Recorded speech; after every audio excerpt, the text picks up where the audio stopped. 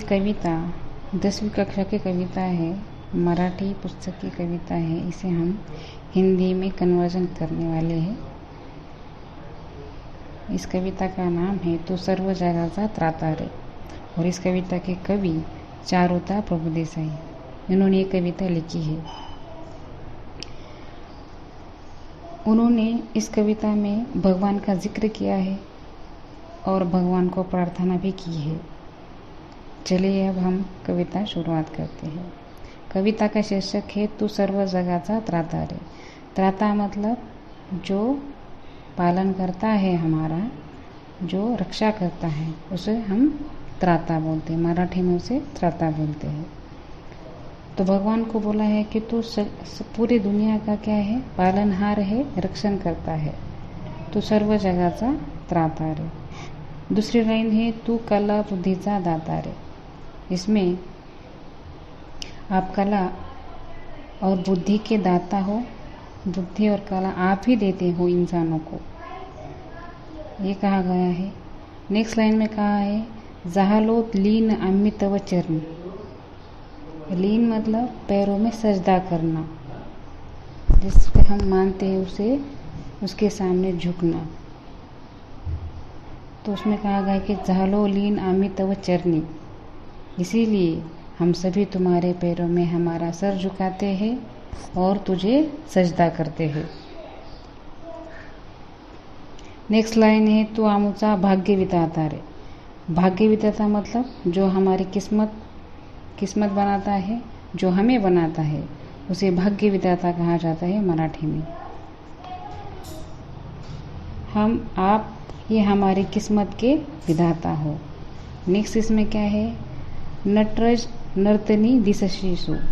नटराज मतलब जो भी नृत्य रहता है, हर प्रकार के नृत्य रहते हैं, उसमें एक देवता रहती है, उसे कहते हैं नटराज। नृत्य जब से स्टार्ट हुआ है वह तब से नटराज मतलब उनकी देवता है नृत्य की। जो भी लोग नृत्य करते हैं, डांस करते हैं, तो उनके सामने वो मूर्ति रखी जाती है नटराज की, वही देवता रहते हैं। उससे वो प्रेरित होते हैं और उससे डांस, अलग अलग तरह के डांस कर सकते हैं। तो एक देवता रहते हैं नटराज, उसके बारे में उन्होंने जिक्र कहा है कि जो नृत्य करने वाले देवता है नटराज, आप उसमें भी हो। तो भगवान को बोला गया है कि जो नृत्य करने वाले देवता है नटराज, आप उसमें भी हो। नेक्स्ट लाइन है गायनी सुरांचा ईश्वर तू। गायनी सुरांचा ईश्वर तू। आप गाने के जो सुर है उसमें भी आप हो। जो भी गाने के सुर है, तो उस गाने के संगीत के सुरों में आप बसते हो। नेक्स्ट लाइन है उधळीले रंग तू नभांगनी। उधळीले मीन्स उन्होंने रंग, नभ मतलब क्या, जो भी अपना आकाश है, आकाश में अलग तरह के रंग रहते हैं। कब रहते हैं, जब इंद्रधनुष रहता है। इंद्रधनुष में अलग अलग टाइप के रंग रहते हैं। तो उससे बोला गया है कि आपने आकाश में सभी रंगों को रोशन किया है। नेक्स्ट लाइन में कहा है कि तू दया शांतिचा निर्माता रे। मतलब आप दया और शांति बनाने वाले हो। नेक्स्ट लाइन में कहा गया है वरदान तुझे अम्मा द्यावी। वरदान तुझे अम्मा द्यावी। वरदान मतलब आशीर्वाद। आपका आशीर्वाद सदैव हमारे सर पर रहने दो। नेक्स्ट लाइन है कल्याणदायी सर्वा भावे वससी आमुच्या नित्यमनी तव कृपा छत्र धरी आता रे। मतलब आपका आशीर्वाद सदैव हमारे सर पर रहने दो और सभी तरफ सुख, सफलता और बरकत हो। आप हमारे मन में सदैव रहो और सदा हमारे ऊपर रहमत की छत मतलब परछाई, छत मतलब परछाई हमारे सिर पर रखना। नेक्स्ट लाइन में कहा गया है दे शक्ति अम्मा संकट समयी निर्भयता वसुदे या हृदयी। मतलब इसका मतलब है हमें मुसीबत में शक्ति देना, धैर्य से लड़ने की हिम्मत देना। और हमारा जो हृदय है, हृदय मीन्स दिल, इस दिल में साहस, हिम्मत से हमारा दिल भरा रहे। ये कवि ने भगवान को प्रार्थना की है इस कविता के माध्यम से। लास्ट की लाइन है, प्रार्थना हीच अंतर्यामी तुझला विश्वाचा नाथा रे। आपको जो हमने प्रार्थना की वो तहे दिल से की है, हमने तहे दिल से ये प्रार्थना भगवान आपको हमने की है। और आप इस विश्व के क्या है, इस ब्रह्मांड के विश्व के क्या है, पालनहार है। आपकी वजह से ही ये सब कुछ बना है। तो हम आपको हमारे तहे दिल से ये प्रार्थना करते हैं कि हमें जो कुछ भी हमारे जीवन में है वो आपकी वजह से है। और हमारे जीवन में अलग अलग कलाओं, अलग अलग जो हमारा जो दिल है उसमें हिम्मत, साहस, अच्छी बुद्धि, अच्छे कलाओं से हमें भर दो। ये कविता चारुता प्रभु देसाई ने लिखी है और उन्होंने इसमें बहुत अच्छे से प्रार्थना की है भगवान को।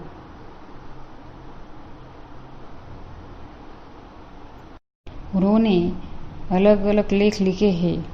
उनके कविता के ऊपर एक प्रस्तावना लिखी है, उसमें लिखा है की सर्व कलामध्ये ज्याचा वास आहे असा चराचरामध्ये वसलेल्या निराकाराची केलेली ही प्रार्थना। जो भगवान हर कला में उसका वास है, मतलब निवास है, वहाँ पे रहता नहीं है, मतलब उसकी इसमें रहता है कुछ ना कुछ। उसका जो अच्छी भी चीज़ है दुनिया में उसमें उसका कुछ ना कुछ है, तभी वो चीज़ें अपन अच्छे मन से कर सकते हैं।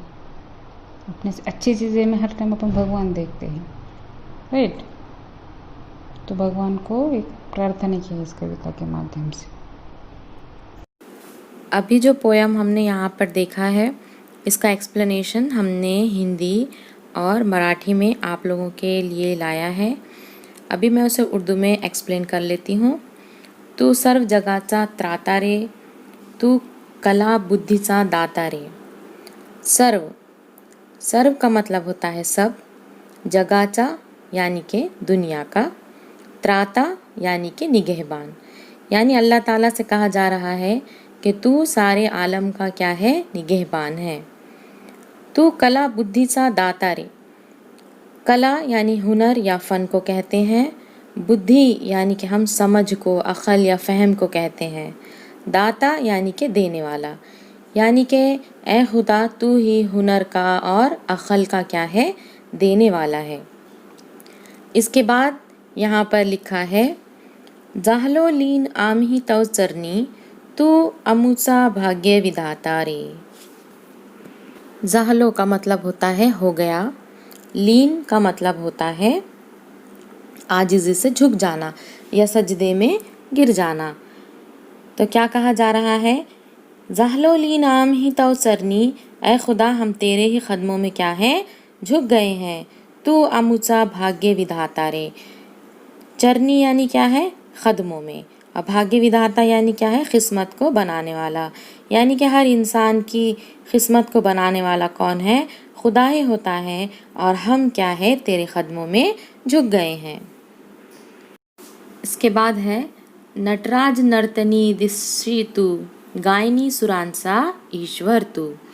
नटराज यानी क्या है, भगवान शिव का एक नाम है, या जो क्या करते हैं, डांस करते हैं, जो नृत्य करते हैं, तो उनके सामने क्या है, एक मूर्ति रखी जाती है, तो वो जो मूर्ति होती है उसे नटराज कहते हैं। नर्तनी यानी कौन है, रखासा, जो डांसर होती है, इसे कहते हैं हम। गायनी यानी गाने वाला, और सुरांसा यानी कि सुर ताल को कहते हैं।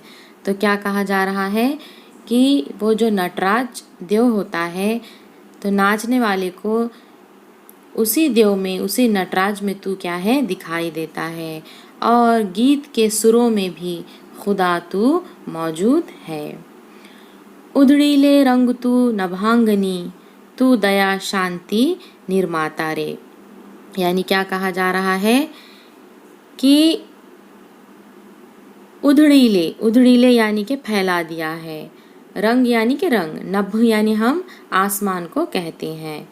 और तो तूने क्या किया है, आसमान के आंगन में तूने तमाम रंग को क्या है, लुटा दिया है। तू दया शांति निर्माता रे, निर्माता यानी पैदा करने वाला, दया यानी कि रहम व करम, यानी कि या खुदा तू ही क्या है, रहम और अमन को क्या है, पैदा करने वाला है। इसके बाद है वरदान तुझे आम्हा द्यावे, कल्याणदायी सर्वभावे। यानी क्या कहा जा रहा है, वरदान यानी हम किसे कहते हैं, नेमत को, तोहफे को कहते हैं। और उसके बाद द्यावे यानी कि देना, कल्याणदायी सर्वभावी, कल्याणदायी यानी कि फ़ायदा पहुंचाने वाला। और क्या है यहाँ पे, भावे यानी होना चाहिए। यानी ये कहा जा रहा है कि ए खुदा तू अपनी अता से क्या कर दे, हमें नवाज दे, हमें क्या है कोई भी गलत रास्ते पर ना जाने दे, हमें अपनी रहमत से, नेमत से, तोहफे से क्या कर दे, नवाज दे।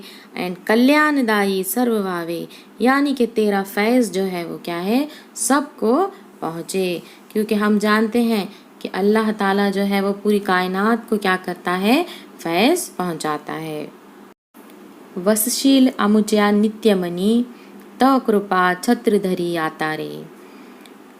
वसशील हम किसे कहते हैं, बसना। नित्य यानी कि कंटिन्यूअस, जो मुसलसिल होता है। मनी यानी हम दिल को कहते हैं। कृपा यानी कि मेहरबानी, करम। और छत्र यानी कि साया।